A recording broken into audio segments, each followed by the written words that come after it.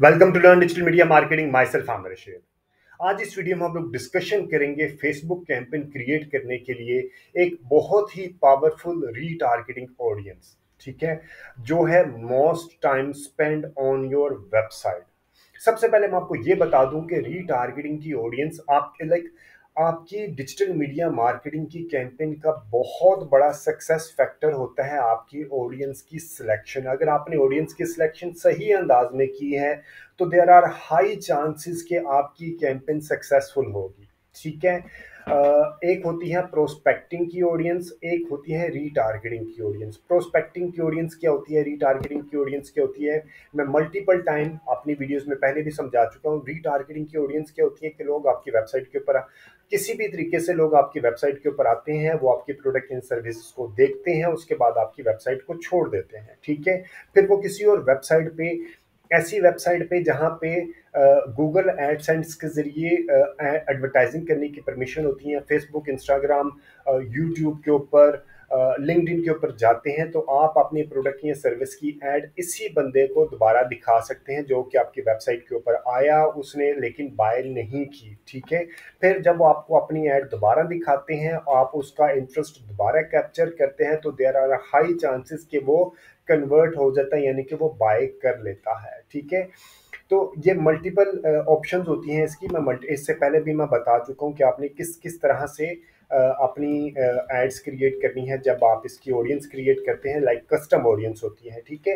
ये custom audience के अंदर आती है। आपने custom audience website, customer list, video, Insta, Facebook और इंस्टेंट एक्सपीरियंस, लीड फॉर्म, इनकी बेसिस पे आप बना सकते हैं। और इस ऑडियंस को हम कहते हैं बोफू या मोफू, बॉटम ऑफ फनल या मिडल ऑफ फनल, क्योंकि ये हॉट ऑडियंस होती है, वार्म ऑडियंस होती है, ठीक है। प्रोस्पेक्टिंग के ऊपर ऑडियंस वो होती है जो कि आपके प्रोडक्ट एंड सर्विस से अवेयर नहीं होते, इसको इसलिए हम कहते हैं इसको कोल्ड ऑडियंस या टोफू।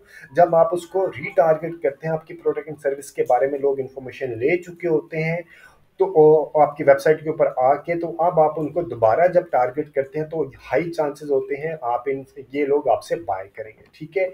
तो मल्टीपल ऑप्शंस होती हैं, लेकिन जो मुझे सबसे ज़्यादा लगता है कि अच्छे रिजल्ट्स प्रोड्यूस करती है मेरे लिए, मेरी कैंपेन के लिए अच्छे रिजल्ट्स प्रोड्यूस किए, वो है most time spend.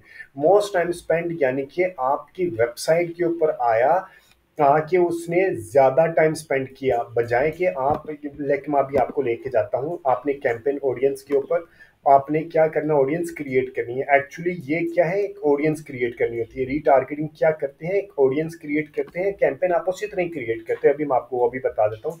Custom audience के ऊपर किया आपने क्रिएट है, कस्टम ऑडियंस किया, वेबसाइट के ऊपर आए, आपने वेबसाइट के ऊपर क्लिक किया। सबसे पहले तो आपने अपनी वेबसाइट के पिक्सल को फेसबुक के साथ लिंक करना है। अब पिक्सल को फेसबुक के साथ कैसे लिंक करना है, बहुत ही आसान है, 5 मिनट भी नहीं लगते इसको क्रिएट करने के लिए। वर्डप्रेस, शॉपिफाई के लिए आप मेरे चैनल के ऊपर जाएं, आप चैनल सब्सक्राइब कीजिएगा और चैनल के ऊपर जाके आपको वीडियोस मिल जाएंगी जहां पे आप देख सकते हैं कि आपने फेसबुक को अपने वेबसाइट के साथ किस तरह लिंक करना है थ्रू पिक्सल, ठीक है जी।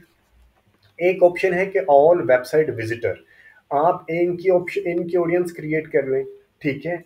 लेकिन जो सबसे ज़्यादा अच्छा है कि आप, लाइक वेबसाइट विजिटर तो हो गया, ये इनके अंदर वो लोग भी आ गए जिन्होंने आए 5 सेकंड 10 सेकंड के लिए विजिट किया और विजिट करने के बाद चले गए, ठीक है। लेकिन अगर आप इसको इस तरह बनाएंगे, विजिटर बाय टाइम स्पेंड, और ये रखेंगे 25% परसेंटाइल, यानी कि वो लोग जो आपकी वेबसाइट के ऊपर आए और उन्होंने ज़्यादा टाइम स्पेंड किया, ठीक है।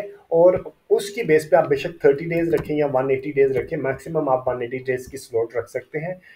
अब आप बेशक इसके अंदर से एक्सक्लूड करते हैं वो लोग जिन्होंने बाय कर लिया, ठीक है। अब यहाँ पे आप रख देंगे people who visited specific web pages, और कंटेन्स की जगह पे आप यहाँ पे जो आपका थैंक यू पेज है, जिन्होंने बाय किया ई कॉमर्स प्लेटफॉर्म के अंदर, जब बाय करते हैं, चेकआउट कर लेते हैं, तो थैंक यू पेज सामने आता है, तो थैंक यू पेज का लिंक डाल देंगे कंटेन्स वाले में, ठीक है। या अगर आपने पूरा ही वेबसाइट का लिंक डालना है, उस पेज का लिंक डालना है, तो आपने इक्वल्स कर देना है, ठीक है।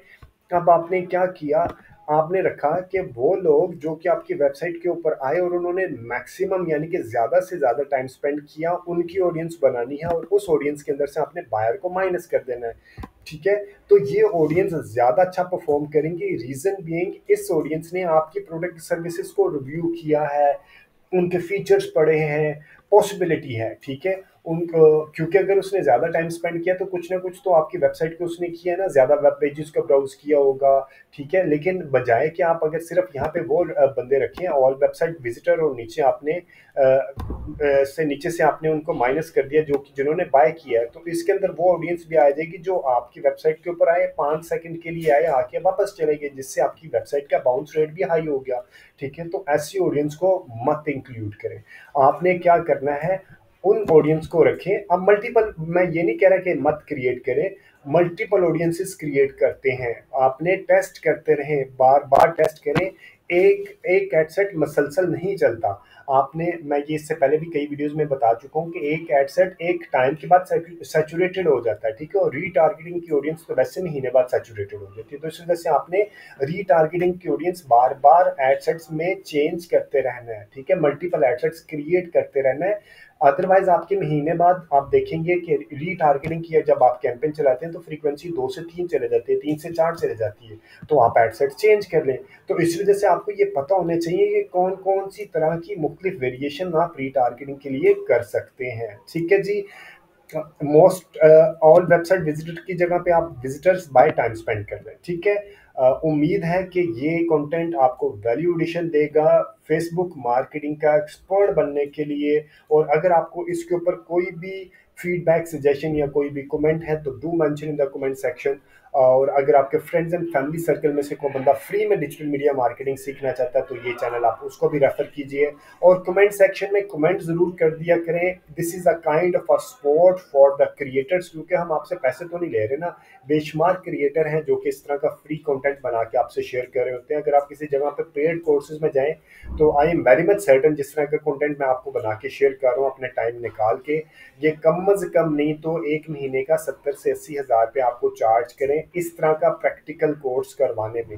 और इस तरह का प्रैक्टिकल कोर्स करवाने में ये भी नहीं है कि 5 मिनट के अंदर वीडियो बना के आपको दिखा देंगे, आपको समझ आ जाएगी। वो पहले आपका टाइम वेस्ट करेंगे कि ये चीज़ें हैं वो चीज़ें हैं, लाइक वो स्लो स्लो स्लो चीज़ें लेके वो इस एक जो चीज़ मैंने समझाई है 5 मिनट की वीडियो में, 10 मिनट की वीडियो में, वो कम से कम 2 से 3 दिन लगा देंगे आपको, ठीक है। आपका आने जाने का टाइम लगेगा, तो मल्टीपल चीज़ें हैं, आपके पैसे भी लगेंगे। तो ये आपको घर बैठे फ्री की चीज़ें मिल रही हैं, तो आपको भी चाहिए कि आप इस तरह के क्रिएटर्स को जो कि फ्री कंटेंट आपको दे रहे हैं एक वैल्यू एडिशन वाला, तो आप उनको कमेंट सेक्शन में कमेंट भी किया करें।